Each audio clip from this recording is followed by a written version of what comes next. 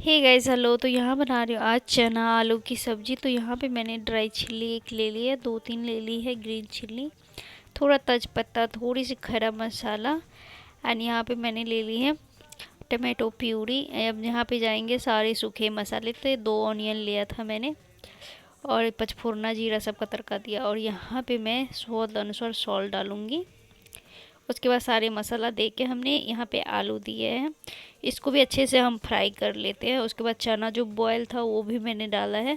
तो मैं आज इस तरह से छोला बनाई तो बहुत ही अच्छा बनती है। छोला पूरी के साथ खाएं तो बहुत अच्छा लगता है। तो इस तरह से बना के मैंने थोड़ा सा पानी डाला, उसको खदकाया और ये मेरा रेडी हो चुका है।